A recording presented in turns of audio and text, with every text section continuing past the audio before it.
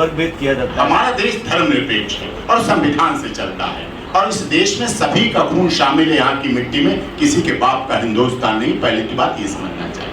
धर्मनिरपेक्ष देश है, सभी को अपने अपने अधिकार है। हाँ, लाउड स्पीकर की बात आई, अगर परेशानी अब शुरू हो गई है, पहले तो नहीं थी किसी का परेशानी, पहले तो सब लोग मिलते थे जुलते थे, मंदिर में भी घंटे बजते थे और जय जगदीश हरे की आरती होती थी, उधर नमाज भी होती थी। लेकिन अगर ऐसा लग रहा है अब लोगों को बदलती परिस्थितियों में, तो जैसा कहा गया कि वहां से लाउड स्पीकर नहीं बजेंगे तो हमारे भी मंदिर के लाउड स्पीकर हटा दिए गए। तो लोगों को अपनी अपनी जैसी जैसी सोच है, ये राज्य सरकारों पर डिपेंड करता है, केंद्र का तो विषय नहीं है। लेकिन हाँ, धार्मिक उन्माद फैलाना हमारे देश की सहिष्णुता, हमारे देश की आन बान शान और हमारे देश के इतिहास के लिए गलत है और ऐसा नहीं होना चाहिए। आपने बुलडोजर की बात की, बुलडोजर प्रक्रिया जो शुरू हुई है वो गलत है, एक तरह से मैं इसे गलत मानता हूं। आप किसी के घर को आप सोचिए, कल्पना कीजिए उस घर से जिस घर को एक पूरी माँ ने ऊपर सीढ़ियों पर चढ़ चढ़ के ईंटें ले जाके बनाया है उस घर को, और उस घर का जो रखवाला है, जो मुखिया है, वो किसी के 10वां 13वीं भाग लेने अपने रिश्तेदार के वहां गया है, और पीछे से बुलडोजर आता है, पीला पंजा आता है और उस घर को तोड़ देता है। उसमें दुधमुआ बच्चा अपनी दूधदानी लेके सड़क पे पड़ा होता है और उसका दूध का भगोना फेंक दिया जाता है, सामान रोड पे फेंक दिया जाता है। मई का महीना होता है और उसके घर को तोड़ फोड़ के चले जाते हैं बिना नोटिस, बिना सूचना, बिना किसी कार्रवाई, बिना किसी लीगल प्रोसीडिंग के। ये देश के लिए जो सिस्टम चल पड़ा है वो देश के लिए गलत है, ऐसा नहीं होना चाहिए, किसी कीमत पे नहीं होना चाहिए। आप उसे नोटिस दीजिए, उस दर्द को पूछिए ना, जिसको इंसुलिन फ्रिज में इंसुलिन रखा था, इंसुलिन निकाल के बाहर फेंक दिया गया, जो नेबुलाइजर ले रहा था, नेबुलाइजर बुजुर्ग का बाहर फेंक दिया गया।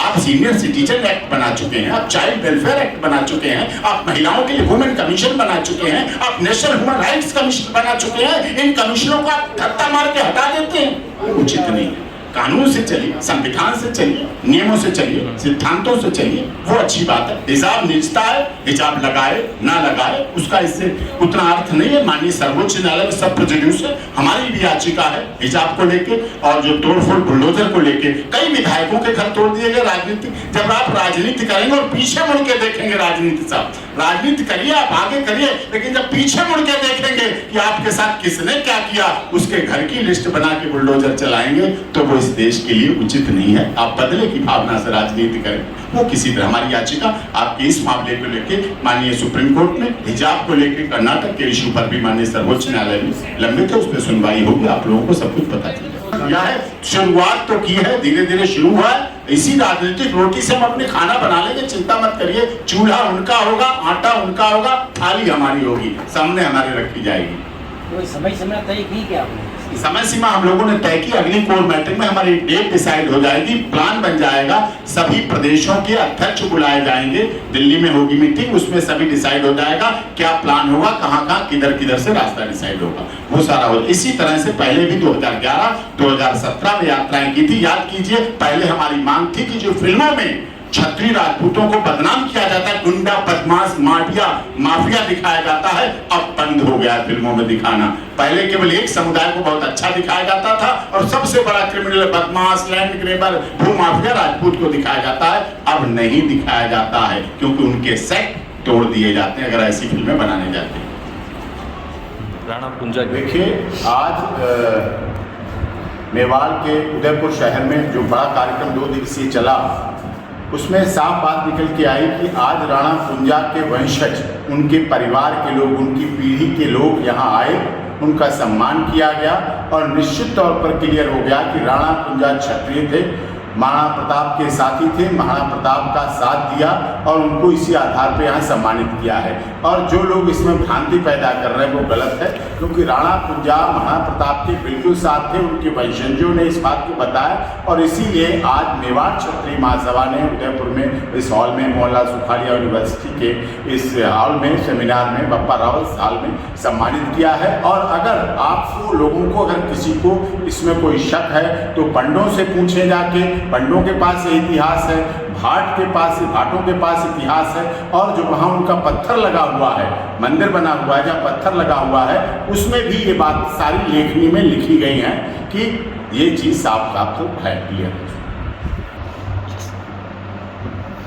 उदयपुर के झालोड़ तहसील है, उदयपुर राजस्थान के उदयपुर जनपद के झालोड़ तहसील के पनरवा गांव है, वहाँ शिलालेख लगा हुआ है। वो शिलालेख ऐतिहासिक है, पौराणिक है, बहुत पुराना शिलालेख है। उसमें साफ तौर पर लिखा गया है कि वो क्षत्रिय थे और राजपूत समाज के थे। वो उसको कोई मिटा नहीं सकता है। वर्तमान में क्या कौन कह रहा है, वो उस शिलालेख से जो पनरवा गांव में लगा हुआ है, झालोड़ तहसील का गांव पनरवा है, आपके राजस्थान के उदयपुर जिले की एक तहसील है झालोड़, उसमें पनरवा गांव है। उसमें शिलालेख में साफ तौर पर ये कहा गया है, लिखा है, उसमें सारा इतिहास लिखा है, सारी चीजें पीढ़ी दर पीढ़ी की लिखी, जो कार्य किए गए, कैसे कैसे किए गए, कैसे कैसे महाराणा प्रताप का सहयोग किया, कैसे कैसे उनका साथ दिया।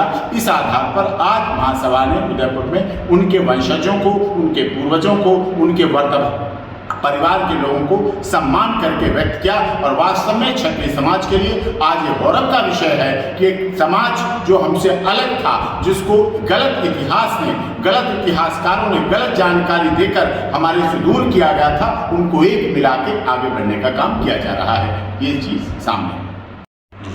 जहाँ तक आनंदपाल सिंह प्रकरण की बात है, राजस्थान सरकार से जुड़ा हुआ प्रकरण है और राजस्थान से जुड़ा हुआ प्रकरण है। ये मामला हर समय इस बात में रहेगा कि यदि, जैसा कि उदयपुर के राजस्थान शहर से मांग की गई थी, सरेंडर करने की मांग की गई थी और आनंदपाल भी पूरी तरह से सरेंडर होना चाहता था और उदयपुर के पत्रकार के द्वारा इसमें काफ़ी प्रयास भी किया गया और इसमें प्रयास में काफ़ी माननीय उस समय के तत्कालीन गृह मंत्री को ज्ञापन दिया गया, ऑनरेबल जयपुर हाईकोर्ट की बेंच को, ऑनरेबल चीफ जस्टिस को ज्ञापन दिया गया, राजस्थान सरकार को ज्ञापन दिया गया कि वो सरेंडर करना चाहता है। यदि उसकी सुरक्षा की जिम्मेदारी दी जाए, यदि उसकी शर्तें थी कि सुरक्षा की जिम्मेदारी दी जाए, उदयपुर की जेल में उसे रखा जाए, सीसीटीवी उससे निगरानी में रखा जाए, वीडियो कॉन्फ्रेंसिंग से उसके साथ पेशी हो, क्योंकि उसके साथ पहले भी बीकानेर की जेल में बहुत सीबीआई की सेंट्रल जेल थी, उसमें सुरक्षा कारणों के साथ उसके साथ हादसा हो चुका था, बलबीर बानुता की उसके साथी की हत्या की जा चुकी थी,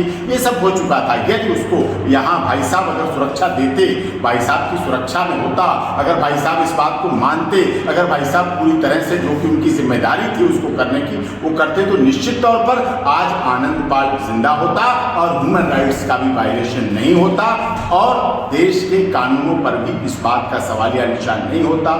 ये सब चीज़ें नहीं होती अगर उसमें समय पर उचित निर्णय लिया जाता सरकार के द्वारा, जो कि आवश्यक था। और इसीलिए उदयपुर में भी ये बात है, क्योंकि मांग की थी, मैंने उसके एक वकील होने के नाते पूरी तरह से मांग की थी कि उसको सुरक्षा दी जाए, उसकी सीसीटीवी निगरानी की जाए, जेल में उदयपुर जेल रखा जाए, उसकी वीडियो कॉन्फ्रेंसिंग से पेशी हो, जिससे दोबारा जेल में भी उसके साथ हत्या ना हो, राजनीतिक हत्या का शिकार ना हो, राजनीतिक षड्यंत्र का शिकार ना हो और उसके सारे इस तरह से ट्रायल की जाए। लेकिन ऐसा नहीं हुआ। आज आनंदपाल हमारे बीच में नहीं है, ये सवाल है।